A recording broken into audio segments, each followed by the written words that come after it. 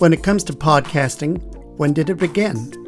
Podcasting came into existence in January of 2004 when Adam Curry, a former MTV VJ, and David Weiner, a software developer, created the invention of podcasting. The term podcasting was first mentioned by Ben Hammersley in an article in the Guardian newspaper of that same year.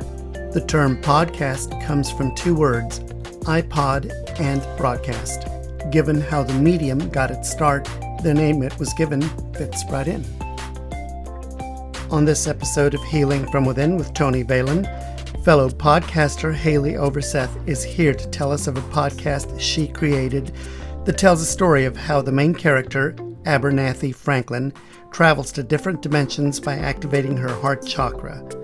Within each dimension, she meets different versions of herself, giving her the unique perspective to meet and see herself and the different versions of herself the way others do, from the outside in. With her podcast, Haleigh's intention is to raise human consciousness by introducing extra-dimensional concepts of reality in a way that is both entertaining and playful. Next on Healing from Within with Tony Valen. Hi, I'm Tony Valen. Welcome.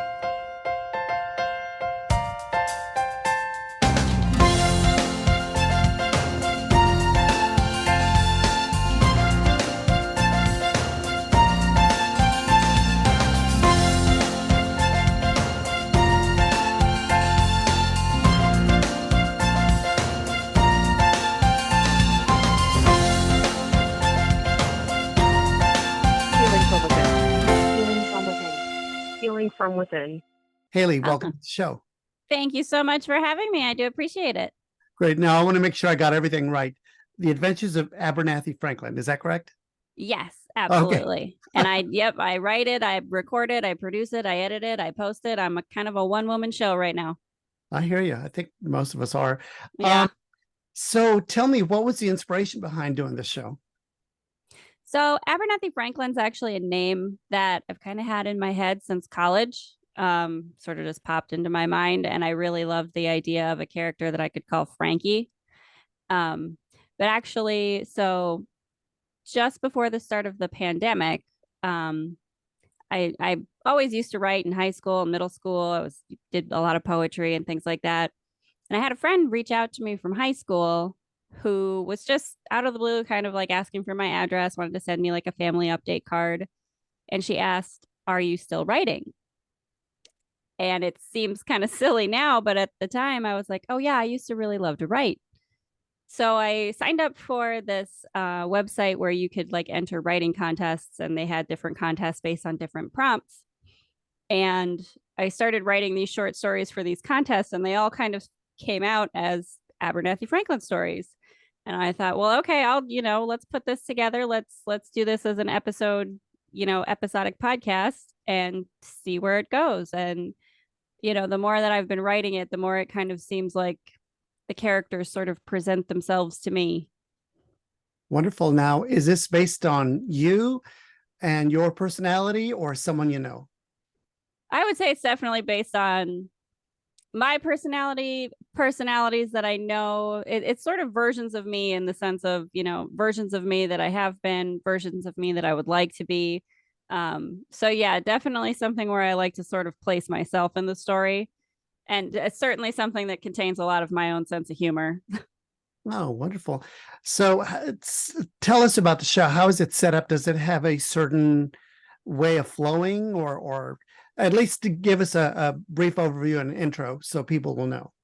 So I set up at the beginning, essentially just the idea of the whole premise is that Abernathy Franklin is a woman who discovers that she has the ability to use her heart chakra energy to will herself into any time, space, location. She can go anywhere in the world. She can go anywhere in the universe, any timeline. She can visit different dimensions.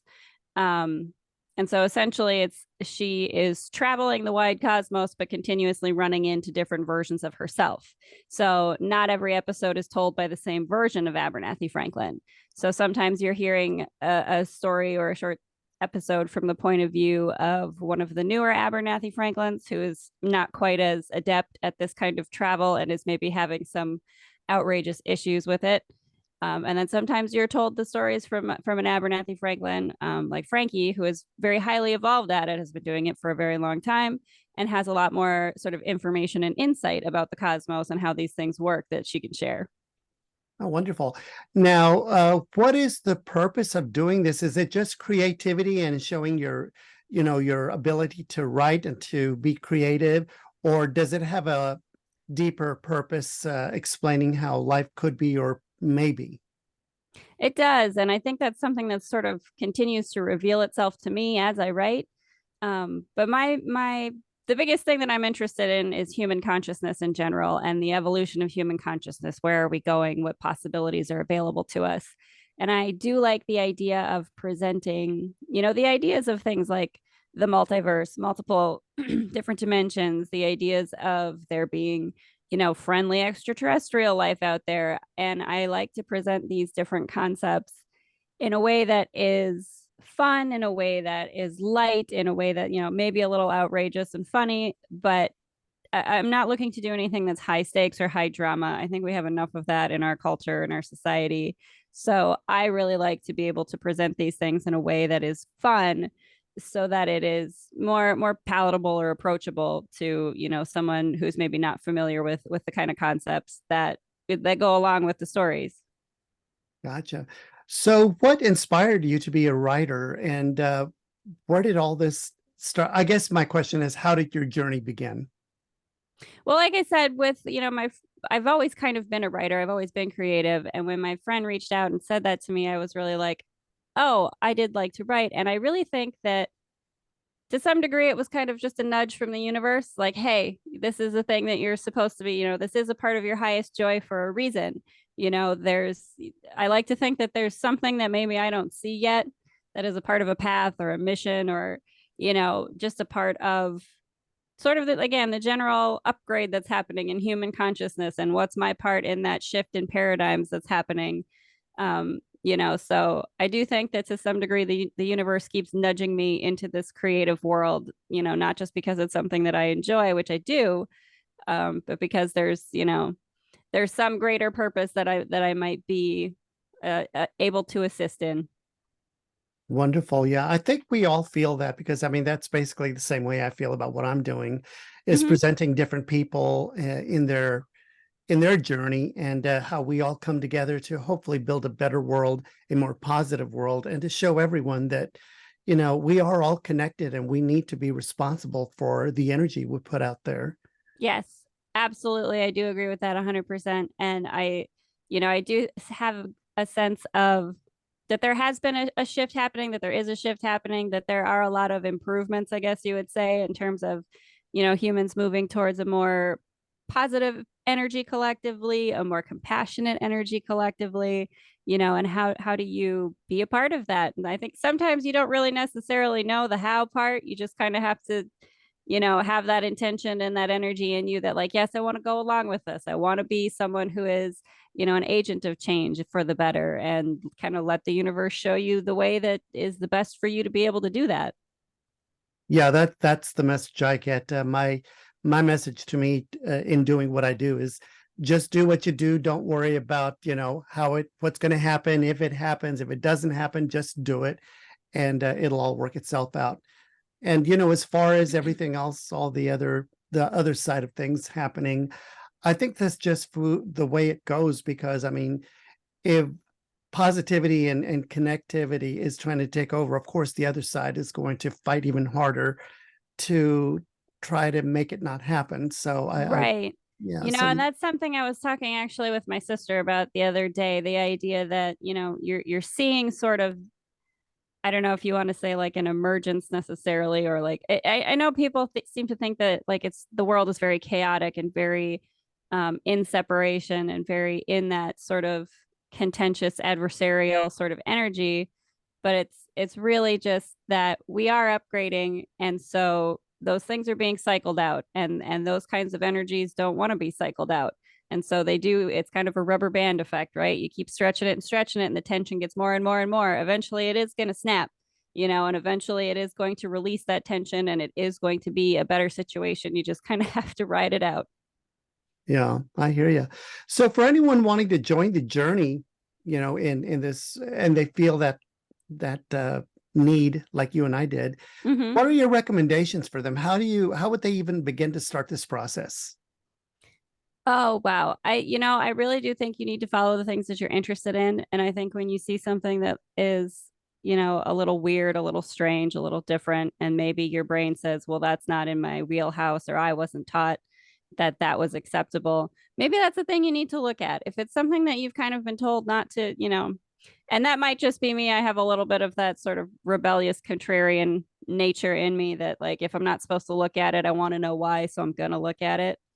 But I do think that that's a good thing. You got to explore the things that are outside of what you have always known or always understood. And so, and that's kind of part of the stories that I write. The idea of, there are versions of Abernathy Franklin who go exploring and don't really know what they're doing. And things do sometimes go wrong in some very, outrageous ways. And it does still always work out. There's one of the things that Frankie says is that there never is any danger, and there never is. We're eternal beings, and the universe does have our back. And just because it might seem in the moment like things are stressful or not going well, it doesn't mean that there's not something right around the corner that could turn things around for you. So I definitely think, encourage people to explore the things that you find interesting, even if they're maybe not necessarily things that you've always been taught to accept.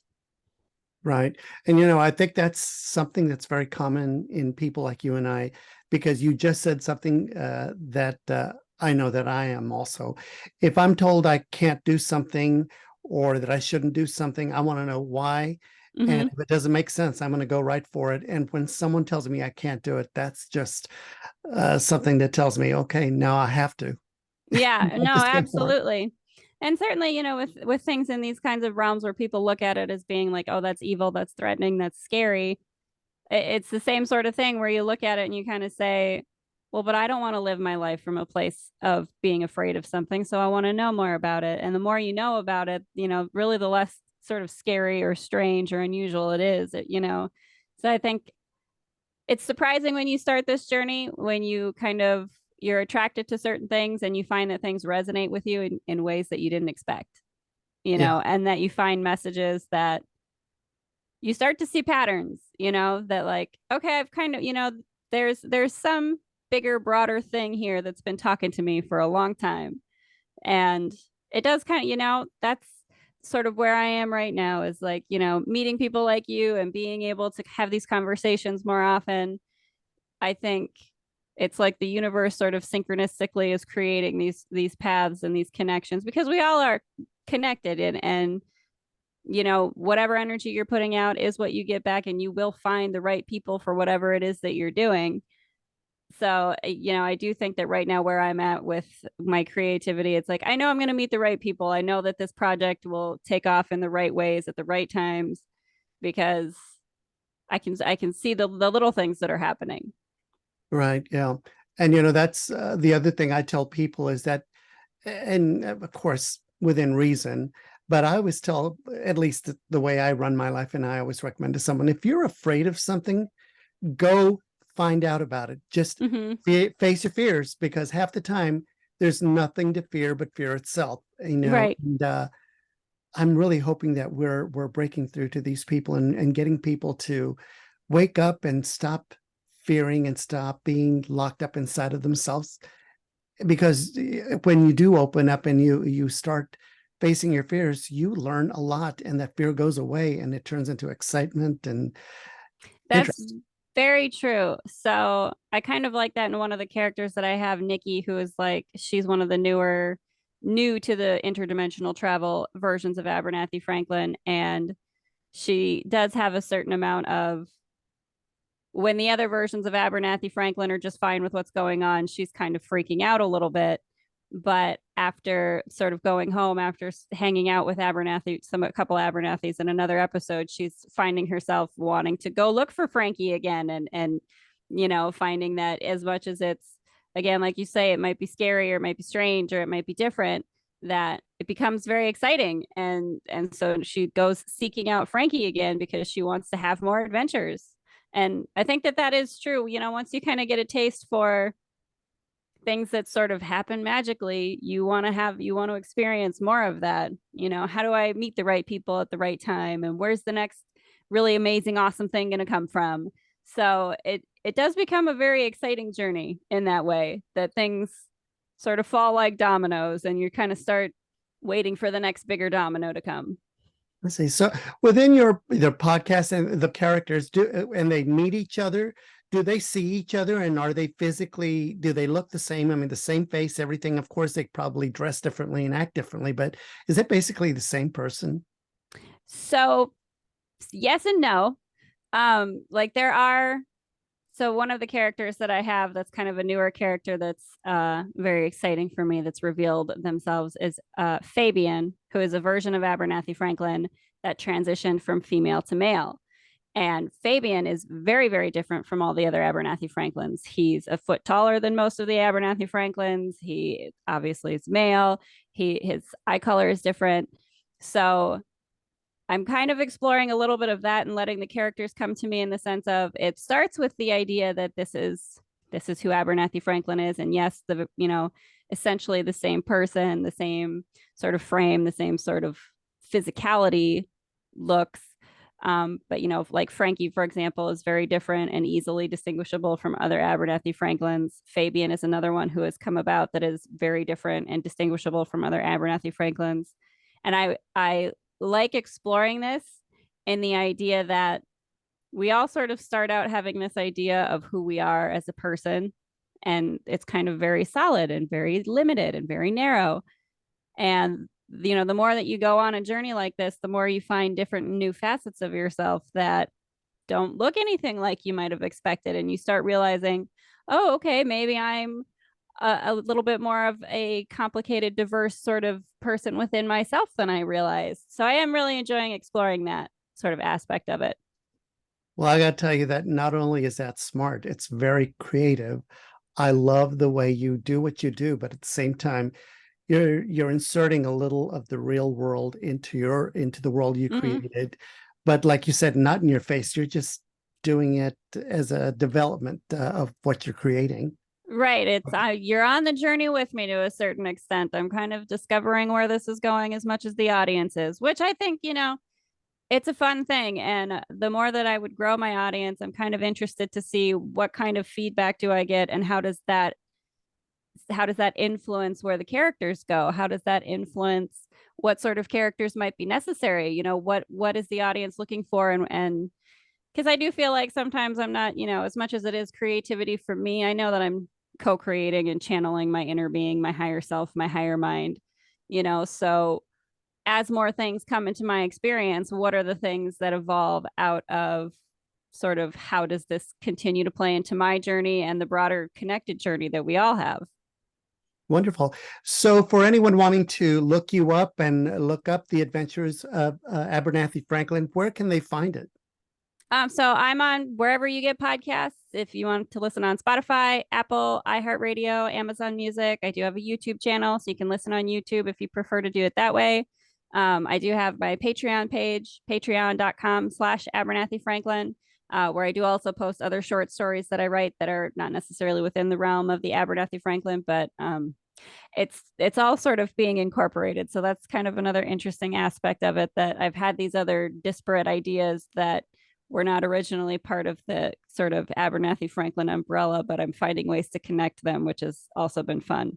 But yeah, if you Google The Adventures of Abernathy Franklin, you'll find me, but I'm wherever you find podcasts, and I'm on YouTube, and definitely have my Patreon if people want to go check that out as well. Wonderful. Well, Haleigh, thank you so much for being on the show. Thank you. And letting us, telling us all about the show and everything. And we look forward to hearing more about you and the podcast. Thank you so much. I look forward to seeing where things go to.